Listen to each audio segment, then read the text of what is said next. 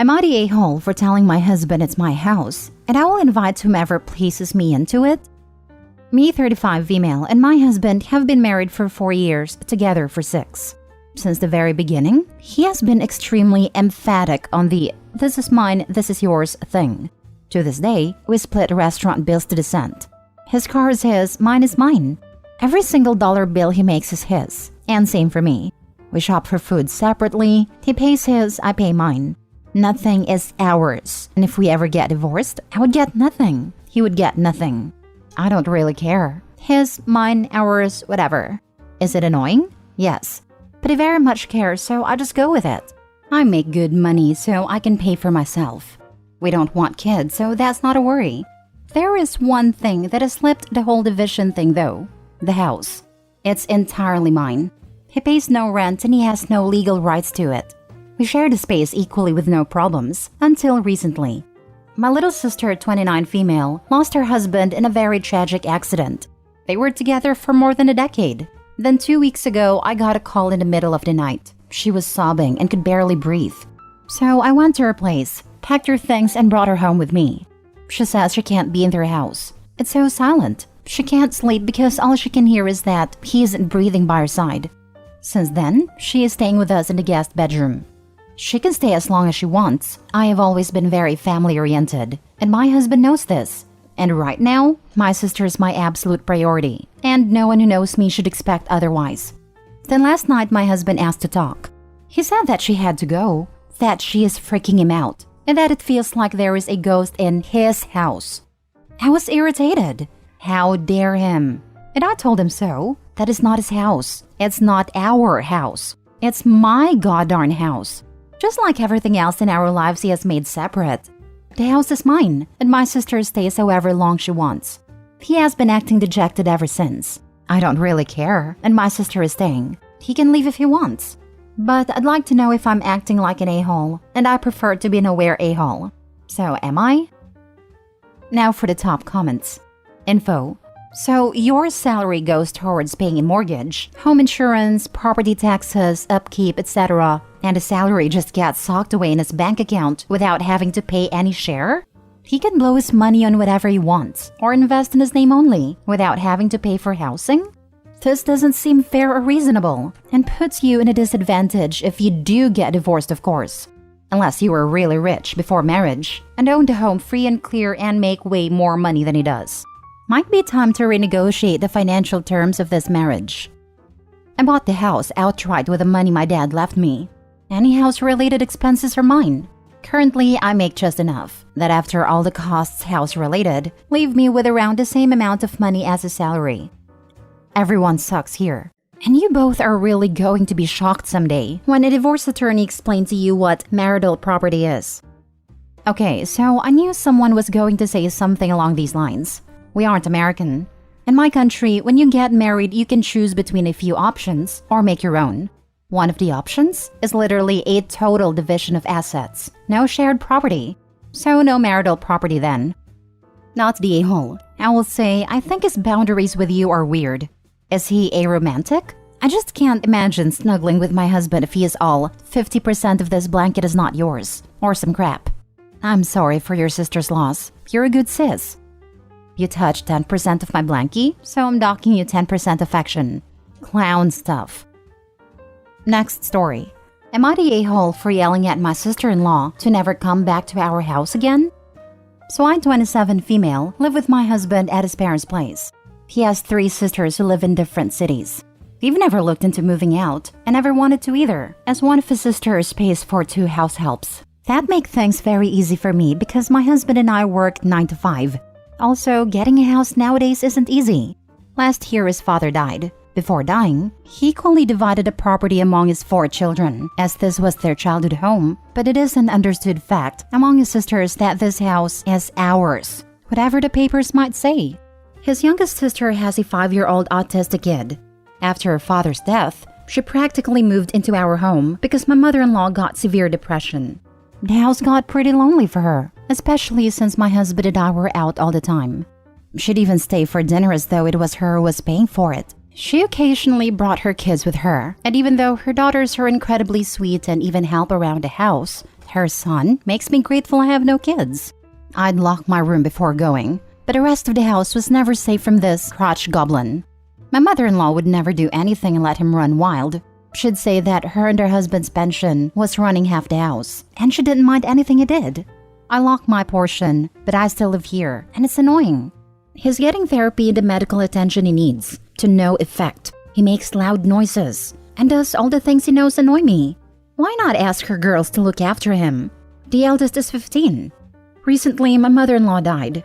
After the funeral was over though, all the sisters are staying over, just until all of them can get emotionally stable again. But I decided to speak up now, or I'll never get my home to myself. I told the sister with a kid that she's not invited anymore, and I'm done with her kid. That is my place now, and no one gets to wreck its peace. She said that this was her home long before it was mine, and she owns a portion of it. That she'll come by whenever she wants to. That I should just lock away my portion, and whatever happens in the other portions is none of my business. In my anger, I said that her rotten genetics are the reason I don't want any kids. I admit I might have crossed a line, but she has her own home. Why does she need to wreck my peace? Now my husband's threatening to divorce me if I don't apologize. The other sisters have withdrawn their allowances and house helps, which I think is what bothers my husband a lot, because he thinks we won't be able to afford anything now. I told him that just goes to show that his sisters never loved him and only gave us money as charity. I think I should apologize because I don't want to ruin the family, but I also think if I stand my ground, it would keep the sister away. Am I the a-hole? You are 100% the a-hole in every instance of this story. Nothing belongs to you, so why do you feel so entitled to things you haven't earned yourself? Consider some professional therapy. Also, the sisters collectively own 75% of the house, while you and your husband would only maintain 25% based on the documents Opie mentioned. Exactly. I really hope the sisters band together and force a sale of the house and either buy her husband out or sell it so Opie gets her entitled rotten butt tossed out. Did I read that correctly? You and your husband live in his childhood home. The home was willed to your husband and his 3 sisters. You and your husband do not pay for the house. The sisters do. Yet you feel like the house belongs to you and the sisters are not allowed in it? If I'm understanding that correctly, then you are without a doubt the a-hole. If you pay nothing towards the house, then you can't tell the people who do and own the home legally what they can and cannot do. If you want to control who enters your home, you will need to move out and pay for your own home. You're the a-hole. Opie is leaving out so many key details. If both her and her husband work full-time jobs and they have this house left to them, what on earth do they need financial assistance for?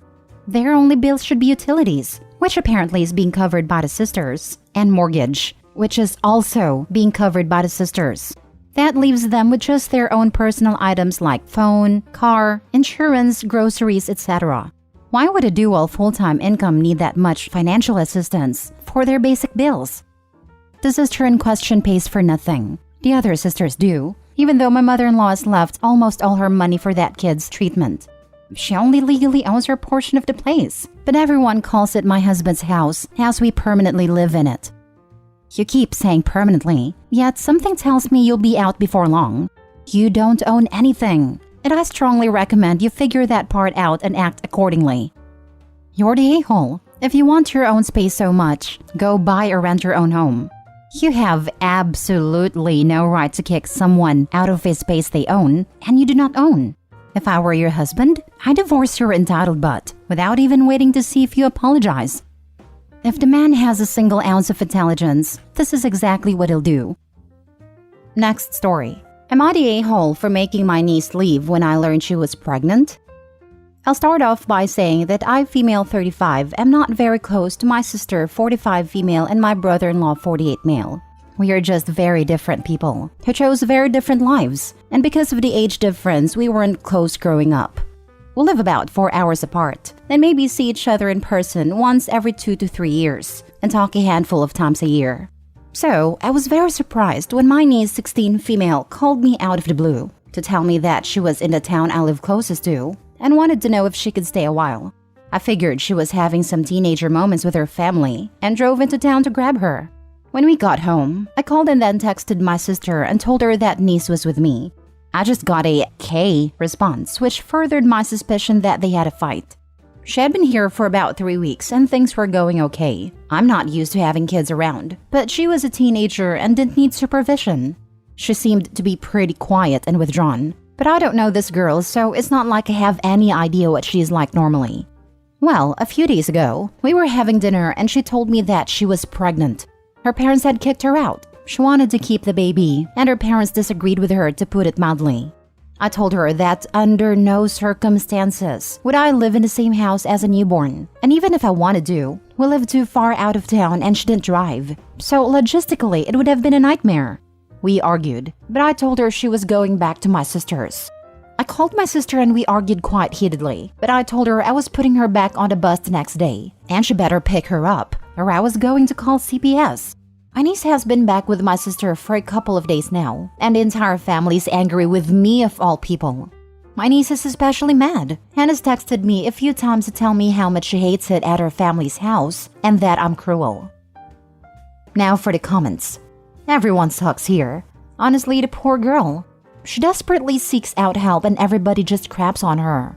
She shouldn't have gotten pregnant. Her parents shouldn't have kicked her out. And you could have probably helped her seek out emergency housing. Have no idea where the family of the baby's father is in all this, and it seems like no one else does either. I have no idea about the baby's father or any of the circumstances. I barely know my niece, as I stay pretty far away from my family. I'm guessing you have plenty of reasons for avoiding that side of your family. The more I find out, the more I'm wondering what kind of upbringing that poor niece of yours had. You maybe should make that CPS phone call after all. That might be a good idea. I don't think my sister would be abusive, but I think she is probably pretty strict with her kids. Everyone sucks here. You could have helped her walk through her options at the very least. She's a teenage girl, and pregnancy blows. She's likely feeling terrified and confused. I don't think everybody should be mad at you per se, but I do think you could have given a teenage girl the benefit of the doubt. I did try to walk through her options, but that was what led to an argument. She said the only option she wanted was to stay here and have the baby, but I told her that wasn't an option. After reading some of your replies, not the a-hole. If her game plan was live with you and have the baby, that's not your responsibility. But you let her live with you for 3 weeks without questioning what the heck was going on? Probably should have called CPS, but I can see depending on where you live, they may do nothing. Her life, her body, her choice. But she's gotta sleep in the bed she makes and not pass the responsibility off on her parents or you. That said, this is entirely between her parents and her. Anyone scolding you, just tell them she is not your daughter. This may sound weird, but we really didn't interact much. I don't know her well, and I work and have a small farm I need to care for. I'm not much of a talker and she kept to herself too. Next story. Am I the a-hole for telling my girlfriend that I'm not going to drop everything to take her to the hospital anytime she feels any discomfort? I'll try to remain as least biased as I can. I, 27 male, and my girlfriend, 21 female, are expecting our first baby at the beginning of May. This pregnancy has been nothing short of chaotic. My girlfriend has never experienced pregnancy and she's terrified to give birth. So any feeling of discomfort, she freaks out. I understand that pregnancy is hard and scary and my girlfriend doesn't have her family around to help her. So she's probably experiencing a lot of anxiety. I'm not trying to downplay that, I'm just frustrated. Because I feel like she's taking advantage of the fact that she can get me to do things for her just because she's pregnant. We got into a fight a few days ago. She insisted that she didn't feel good, and she thought something was wrong with the baby. She wanted to go to the hospital to make sure everything was okay. We've been to the hospital for this kind of emergency almost 4 times since the beginning of her pregnancy. I had to go to work because we are severely understaffed. So I told her that if she still didn't feel good tonight, we could go make sure everything was okay. She got upset with me, and she told me that I never take her pain serious. I told her that I can't drop everything anytime she feels any discomfort. Pregnancy is uncomfortable. We argued some more, then I left for work. When I got home, I asked if she was feeling better, but she wouldn't tell me. She has stopped talking to me about her pregnancy now, and I feel like she's being manipulative. She's withholding information about my child because I didn't drop everything to take her to the hospital again. I tried explaining to her my side of things and I apologized, but she's still mad at me. My girlfriend is treating me like I'm the a-hole, but I feel like she isn't seeing how frustrated and tired I am from dropping everything for her. Am I the a-hole? Need more info. The times she went to the hospital, was anything ever wrong? Because if not, I would say not the a-hole. You need to work to take care of your family. If she's constantly crying wolf, then that will impact your job. But if there was something wrong, then you should treat her complaints more serious. There has been something wrong twice. One time she fainted due to dehydration. The other time she was having contractions and the baby wasn't moving. So we thought it could be premature labor. These happened early in her pregnancy, so I think she has a lot of anxiety of it happening again. I understand, but I wish she could find a better way to manage her anxiety. This isn't a way of managing her anxiety. She is correctly identifying that things are not normal. Amazing for a first pregnancy. I am floored that you are characterizing her as overreacting, when in fact, 2 out of 3 times that you've been to the hospital, it was for very critical issues. You're the a-hole. Your wife is pregnant, and you're minimizing her symptoms as discomfort. I told her that I can't drop everything anytime she feels any discomfort. Buddy, you should have thought about this before you got her pregnant. You're locked in this roller coaster now, and you're just getting started. If she doesn't have family around, then you're it.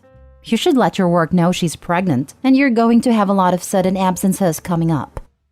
It's a high-risk pregnancy, and 2 of the times they went there was a legit medical problem. Once because she fainted, others she was having early contractions. So, he is a huge flaming a-hole.